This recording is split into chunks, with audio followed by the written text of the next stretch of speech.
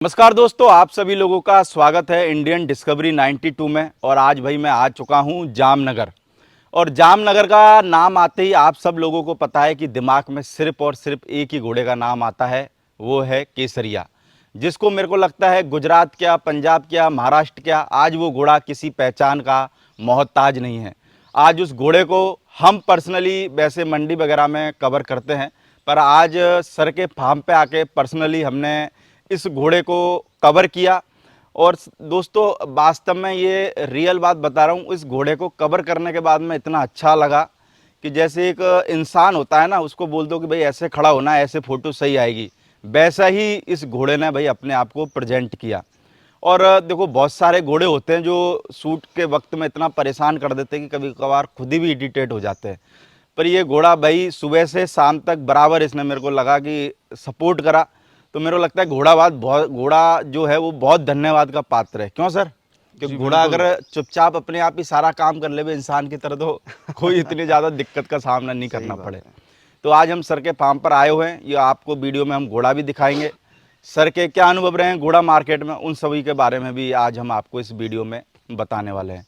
तो सर नमस्ते, कैसे हैं? नमस्ते, एकदम बढ़िया प्रदीप जी। तो सर कैसा है मौसम वगैरह जामनगर का? बढ़िया है, जामनगर में हमेशा प्लेजेंट ही रहता है हम्म। एटमॉस्फियर। बिल्कुल। तो मैं सर चाहूँगा सर, वैसे तो जो देखने वाले लोग हैं अधिकतर आपको जानते ही हैं। जी गुजरात के तो मेरे को लगता है सारे लोग जानते ही जी हैं, क्योंकि मेरे को लगता है आपके जामनगर की शान है केसरिया। जी बिल्कुल। बाकी जो बाहर के लोग हैं या फिर जो लोग नए जुड़ रहे हैं, उनको ये हिसाब से एक बार आप अपना पूरा नाम, फार्म का नाम और अपने जो फार्म की जो लोकेशन है जी जामनगर में, ये किस जगह पर है? मेरा नाम चरणजीत सिंह जी मैडू है और मेरे फार्म का नाम वजापर स्टड फार्म है और ये जामनगर से 25 किलोमीटर पे है। जामनगर से कितना पड़ जाता है सर? 25 25 किलोमीटर। किलोमीटर। तो सर अगर अभी बात करें हम, फार्म पर कितने हैं घोड़ा घोड़ी टोटल मिला के, केसरिया को भी मिला के? सब मिला के प्रदीप भाई 12 के आसपास जानवर है अभी मेरे 12? पास। जी पूरे सर, 1 दर्जन है? एक डजन। बोले क्रिकेट विकेट का कोई टूर्नामेंट कराना हो हाँ तो फार्म के सारे घोड़े काम में आ सकते हैं। बिल्कुल। तो उसमें सर बच्चे घोड़ी वगैरह कितने क्या हैं? बच्चे अभी मेरे पास दो हैं, हम्म। दोनों केसरिया के कॉल्ट हैं हम्म। और बाकी मेरे पास 5 घोड़ियाँ हैं, हम्म। ऑस्ट्रेलियन है। जिसमें से शायद मेरे को लगता है 1-2 घोड़ी तो आप अभी रिसेंट में ही नहीं लेके आए हो हाँ ना? रिसेंटली मैंने 4 घोड़ी परचेज करी है। 4? हाँ सिर्फ केसरिया के लिए? केसरिया के लिए। बिल्कुल। तो सर अगर हम बात करें वीडियो, हमने वीडियो में जैसे लोगों को पहले भी बताया जी कि इस वीडियो में आज भाई मुख्य अतिथि हम नहीं, केसरिया घोड़ा है। जी बिल्कुल। तो अगर बात करें सर, जो घोड़ा भी हमारे सामने खड़ा हुआ है, हम्म। इसका नाम स्टेलियन केसरिया है। ये सब लोग जानते हैं और मैं तो आपको इस घोड़े के बारे में क्या बताऊं, अधिकतर लोग सभी जानते हैं। पर तब भी हम पूरी डिटेल, ये घोड़ा कहाँ से आया, वो सब लोगों को इस वीडियो में बताने वाले हैं। तो सर मैं चाहूँगा, इस घोड़े का बाप कौन है? इस घोड़े का बाप अति सुंदर है। अति सुंदर। जी। और अगर सर माँ की साइड से देखें? इसकी माँ केसर घोड़ी है जो अभी रनिया में खड़ी है। केसर घोड़ी हाँ रनिया में है? रनिया में है हाँ अपने हाँ। भी सन्नी जी के पास में। ओके।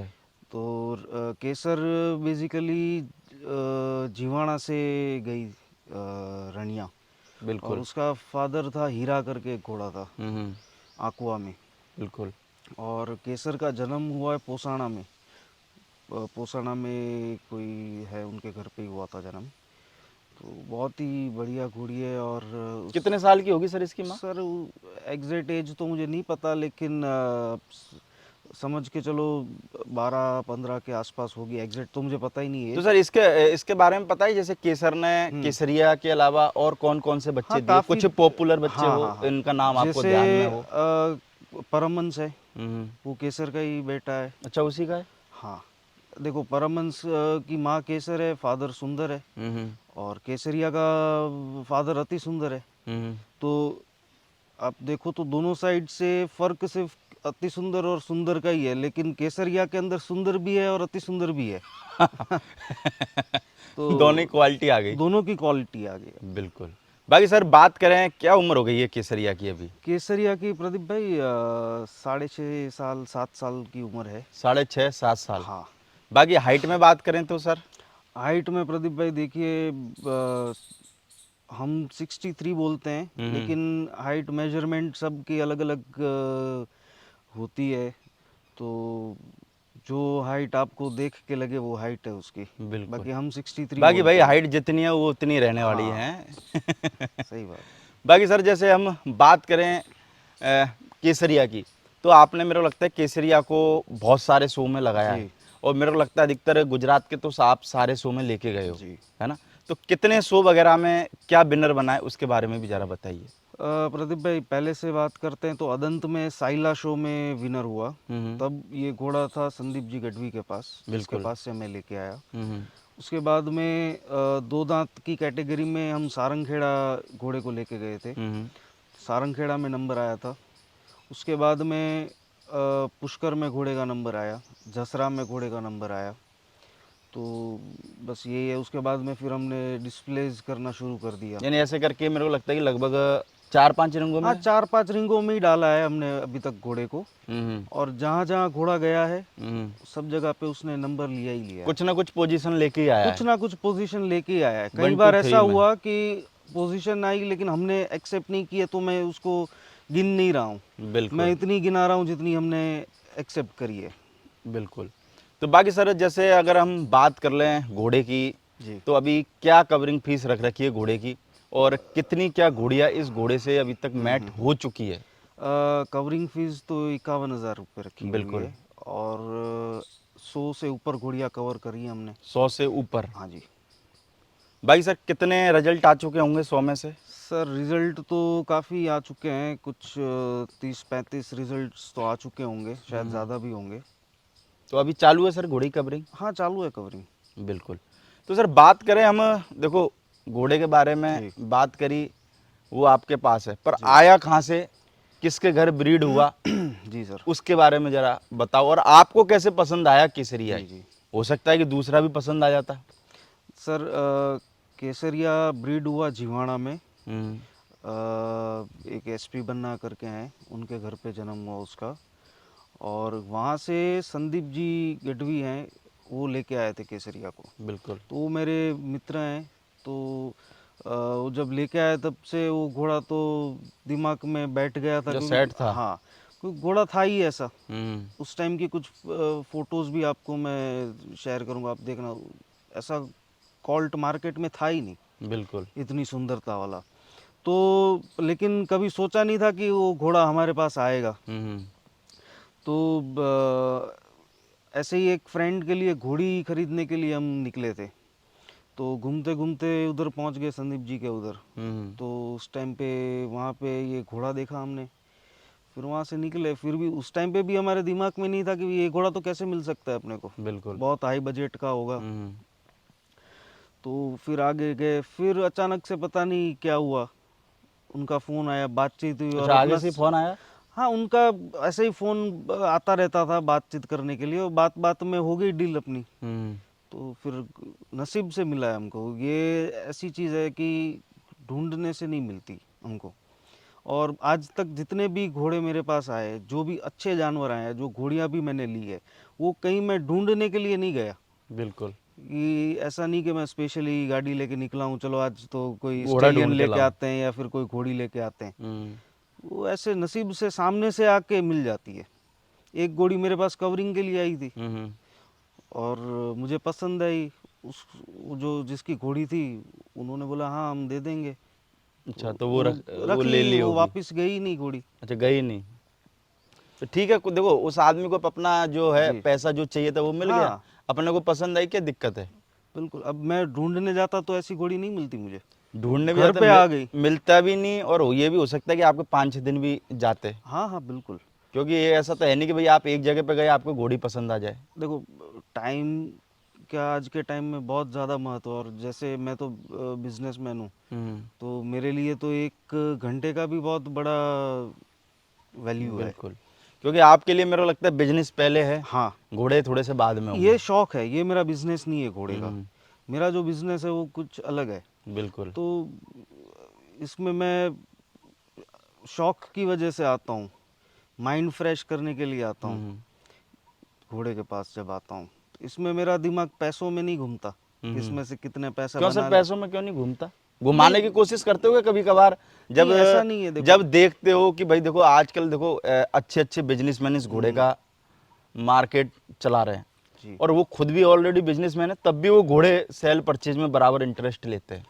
देखो मैंने तो ये देखा है कि अगर आप इसको एक एज अ बिजनेस करोगे हम्म, तो ये सक्सेस होना बहुत मुश्किल है इसके अंदर। बिल्कुल।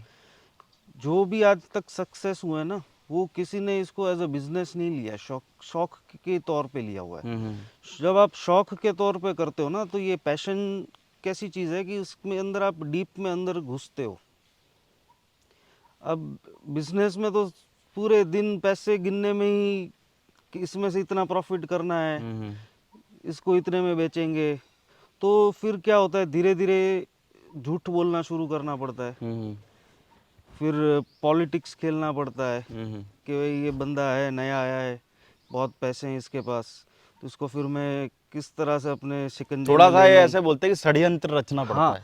तो ये सब चीज़ करनी पड़ती है, ये सब चीज़ पसंद नहीं है अपने को। तो सर जैसे अगर हम बात करें हम्म।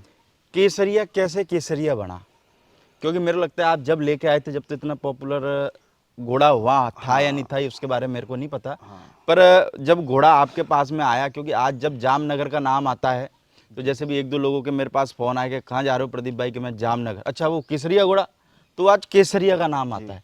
तो क्या इसका स्ट्रगल रहा घोड़े का, या फिर डायरेक्ट ही पॉपुलर हो गया? नहीं सर, डायरेक्ट तो देखो, केसरिया एक नाम था एज अ कॉल्ट। हम्म, अच्छा, लेकिन क्या था कि जो एक फेसबुक कम्युनिटी जो है, फेसबुक की जो सीमित कम्युनिटी है, बिल्कुल। उधर तक नाम था। हम्म, अब घोड़े को हम लेके आए तो हमारे दिमाग में ये तो नहीं था कि इसको शोज में डालेंगे या फिर इसको as a breeding stallion use करेंगे, बिल्कुल। क्योंकि शो में उसके पहले भी मैं काफ़ी बार गया हुआ था, तो कभी नंबर नहीं आया था अपना। बिल्कुल। तो हमें तो यही था कि भाई अपना नंबर कैसे आ सकता है, तो हमने घोड़े को डाल दिया था जंपिंग के अंदर। अच्छा, जंपिंग में? हाँ, शो कहाँ, जंपिंग यहाँ में। जामनगर में ही? नहीं, अहमदाबाद में एक राइडिंग क्लब खुली थी। हम्म, उन लोगों के पास ये फैसिलिटीज़ थी शो जंपिंग ट्रेनिंग की, ट्रेनर्स भी बहुत अच्छे थे, तो हमने घोड़े को उधर भेजा। मैंने सोचा इसको तैयार करते शो जंपिंग के अंदर। वैसे भी इतना खूबसूरत मारवाड़ी स्पोर्ट्स के अंदर आज तक नहीं है, हम्म, तो भेजा था उधर हमने। फिर सारंगखेड़ा का सुना कि मेला आ रहा है, तो हमने प्लान वाला कि चलो एक काम करते इसको लेके चलते हैं। सारंगखेड़ा। हाँ, नंबर आए ना आए सेकेंडरी है, लेकिन एक बार रिंग में। लेके लेके हाँ तो जाएं, लोगों को तो दिखाएं। हाँ, तो पब्लिक ओपिनियन क्या है वो जानना था हमको, हम्म, कि ये घोड़े के बारे में। तो घोड़े को लेके पहुंच गया। उस टाइम पे ट्रेनिंग के अंदर था घोड़ा, तो जाहिर सी बात है उसकी कंडीशन बहुत लो थी। हम्म, शो में जैसी कंडीशन चाहिए वैसी नहीं थी, ना तो हमारा ग्रूमिंग इतना प्रॉपर था, और ना कोई अनुभव था हमको कि कैसे तैयार करते हैं घोड़े को शो के लिए। वैसे और भी स्टेलियन, अब घोड़ी है या बच्चे हैं तो उनका तो थोड़ा इजी है, स्टेलियन हाँ सबसे घोड़ी देखो, टफ स्टेलियन है। का क्या रहता है, मेरे को लगे कि 3-4 घोड़ी साफ करो, एक घोड़े को साफ करो, हाँ, इतना वक्त लग जाता है आराम से। और बंदे भी ऐसे चाहिए ना आपको, जो एक्सपीरियंस। एक्सपर्ट बन। हाँ, तो अपने पास तो उस टाइम पे इतने एक्सपर्ट बंदे भी नहीं थे, हम्म, तो लेकिन चले गए रिंग में। और जब नाम अनाउंस हुआ ना हम्म, कि सेकंड नंबर पे केसरिया है, हम्म, तो उस टाइम पे अरे यार नंबर आ गया, तब तक विश्वास नहीं होता था कि नंबर आया अपना। यानी कि ये सोचा नहीं था कभी हाँ कि केसरिया आएगा, यानी कि इतना पॉपुलर अपने को करेगा या रिंग जी में जी जी। जीतेगा। तो उधर नंबर आ गया, घोड़ा उधर से खूब पॉपुलर हुआ। हम्म, फिर कुछ लोगों ने उधर हमको ये समझाया कि भाई आप इसको जंपिंग वगैरह में मत डालो, ये घोड़ा आपका शो का घोड़ा है, बिल्कुल। और इसकी जो पेडिग्री है वो इतनी अच्छी है कि ये बच्चे अच्छे करेगा, आप इसको ब्रीडिंग के लिए यूज़ करो, और ये मारवाड़ी जो ब्रीड है उसको सुधारने में इसका बहुत बड़ा योगदान रहेगा। बिल्कुल। तो फिर मेरे दिमाग में लगी कि नहीं, ये तो सही बात है। तो उधर से रिटर्न में सीधा मैं जामनगर लेके आ गया अच्छा, घोड़े घोड़े को। को सीधा हाँ सारंगखेड़ा से? हाँ। फिर चालू किया रिसर्च की कैसे बनाते हैं घोड़े को शो के लिए। फिर मेहनत करी, फिर बंदे उस टाइप के ढूंढ के लाए। फिर हमने तो क्या मेहनत करी, बंदों ने ही मेहनत करी है। बिल्कुल। तो उन्होंने खूब इसकी सेवा की, इसको बनाया, खिलाया, पिलाया, पर एक एक्सरसाइज चीज करी। सर, एक चीज उसमें ये भी है ना, अगर आप मान के चलो आप ये सोचते ही नहीं, क्योंकि देखो सारंग खेड़े में आपका सेकंड नंबर आया तो आपको एक मोटिवेशन आया होगा। हाँ अगर बिल्कुल। मेरे को लगता है कि अगर सारंग खेड़ा में इस घोड़े का नंबर नहीं लगा होता बाई चांस, तो मेरे को लगता है कि आपको ये मोटिवेशन नहीं रहता। और आदमी की ज़िंदगी में क्या है कि वो एक ही पल रहता है जहाँ से वो आदमी इतना मोटिवेट हो जाता है जी कि जी कभी जी जी डिमोटिवेट नहीं होता। बिल्कुल।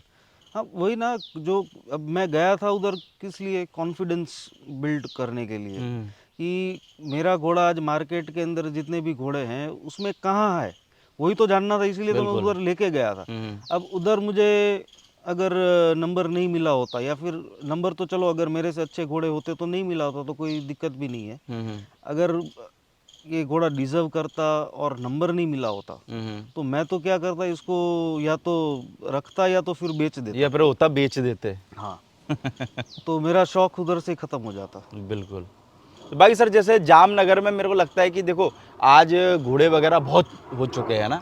हाँ काफ़ी आज जैसे जामनगर। राजकोट पहले ये वाला जो बेल्ट था यहाँ घोड़े कम हुआ करते थे, मेरे को लगता है कि आज इस बेल्ट में नहीं देखे तो 50-60 फार्म आराम से हो, छोटे मोटे सब मिला के। राजकोट, जामनगर, मतलब ये सौराष्ट्र जो रीजन है, सौराष्ट्र रीजन में 50-60 फार्म तो आराम से होंगे। तो सर क्या दिक्कत आती है इधर घोड़ों को लेके, इस इलाके में कोई दिक्कत आती है? में क्या है सर, जैसे मारवाड़ी घोड़े हैं तो इनको इधर एडजस्ट होने में थोड़ा टाइम लगता है। बाकी तो वेदर के हिसाब से तो सब ठीक है, लेकिन मेन प्रॉब्लम आती है हमारे इधर जो ये ज़मीन है ना, ये थोड़ी पत्थर वाली है। अच्छा, पथरीली हाँ जमीन है। पथरीली ज़मीन है। राजस्थान में क्या रेत वाली ज़मीन है, रेगिस्तान जैसी, और अहमदाबाद, ये बनासकाठा, यहाँ सब जगह रेत वाली ज़मीन है। हमारी ज़मीन है ना वो पत्थर वाली है, लेकिन इसका एक बहुत बड़ा बेनिफिट है हमको। मजबूत हो जाते होंगे सूप। यहाँ जो बच्चे पैदा होते हैं और जो बचपन से ही ये टेरेन, जो ये ज़मीन है उसके अंदर ग्रेजिंग करते हैं, खुला जो यानी कि घास घास वगैरह खाते हैं, खाते हाँ हैं। खुले होके, उनके पैर बहुत मजबूत बनते हैं।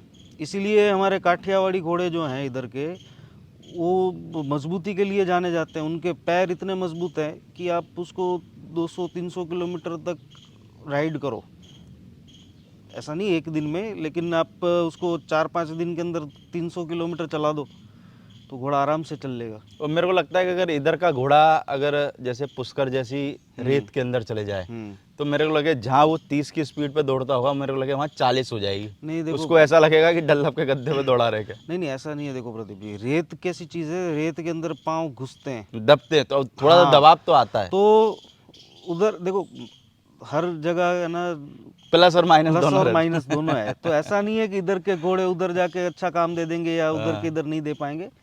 ये वही है, कुदरत ने जहाँ जैसी धरती है ना उस हिसाब से ही घोड़ों को पर एक चीज़ है, बनाया आपके यहाँ देखो लोग भी वीडियो में देख पा रहे होंगे, लोकेशन शानदार हाँ है और हाँ जानदार बिल्कुल है। बिल्कुल।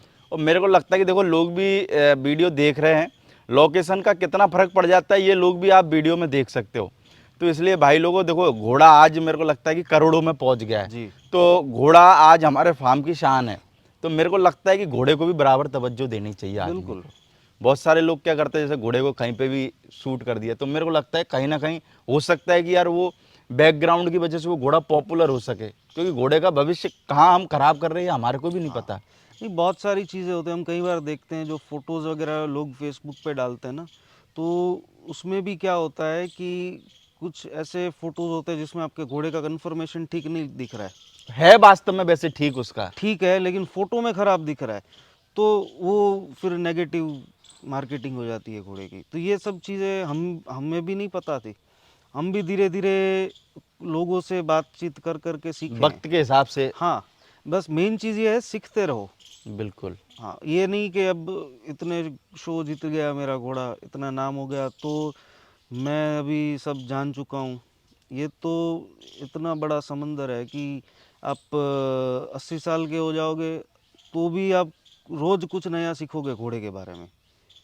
समुंदर ऐसा है कि आप कितना भी सीख लो, कितना भी हाँ अंदर चले जाओ, बिल्कुल। मेरे को लगता है सीखना बंद हो नहीं सकता। और अच्छे अच्छे जो विद्वान लोग हैं वो भी मेरे को लगता है कहीं ना कहीं फंस जाते हैं, मैंने बहुत सी हाँ, बार देखा है।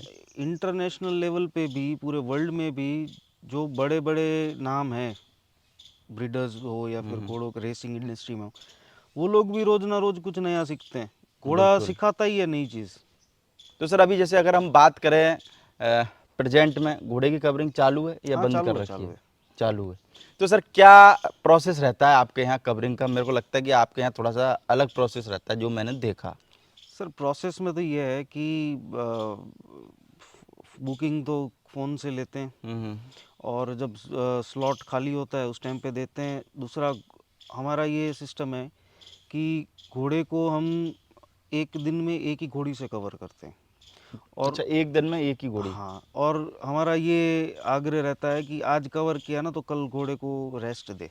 बिल्कुल। तो महीने में 15 घोड़ी से ज़्यादा कवरिंग हम लोग अवॉइड करते हैं। कभी कभार क्या होता है कि कोई दूर से आ रहा होता है, ऐसा तो उसको बोल देते हैं भाई आज हमने घोड़ी कवर की है, तो कल आप इतनी दूर से आ रहे हो तो कवर कर देंगे, लेकिन हम करते नहीं हैं। बिल्कुल। एक रेस्ट देते हैं एक बाकी दिन जो का। सर स्लिप देते हैं सर उसके बारे हाँ में मेरे को ज़रा बताएं, सर। क्योंकि मेरे को लगता है कि आज के टाइम पे बहुत सारे जो लोग हैं 2.5 लाख रुपए फीस लेने का उनको शौक तो है, जी पर सबूत के नाम पे कुछ नहीं देते। और बाद में वैसे भी मार्केट में बहुत सारे लोग कहते हैं प्रदीप भाई 2.5 लाख रुपए दिए हैं। तो मेरे को लगता है कि भाई साहब जब अपन परचूनी की दुकान पे भी जाते हैं ना, एक 100 रुपये की लीड भी लेके आते हैं तो दुकानदार को फट से बोलते हैं भाई बिल दे। और ये हम 2-2 2.5 लाख रुपए लेके आते हैं, वो बिल नहीं पर कम से कम इतना तो प्रूफ रखो, कल को तुम्हारे को वैसे भी काम आए कि भाई तुमने घोड़ी कवर कराई, जी उस घोड़े से तुम्हारे पास कुछ प्रूफ है, जी। तो तुम्हारे वो वैसे भी काम आएगा। ये नहीं कि गलत वे में काम आएगा, सही वे सही में भी वे में तुम्हारे काम। काम आ सकती है हाँ वो चीज़। बिल्कुल। देखो प्रदीप जी, सिस्टम मैं पूरी बताता हूँ आपको। जैसे घोड़ी मेरे पास आती है तो घोड़ी को हम डॉक्टर से चेक करवाते हैं पहले। घोड़ी के अंदर इन्फेक्शन या कुछ नहीं होना चाहिए। उसके बाद हम उसको अप्रूव करते हैं घोड़े को कवर करने के लिए। क्या होता है, कई बार घोड़ी में इन्फेक्शन की वजह से घोड़े का इन्फेक्शन लग जाता है। बिल्कुल।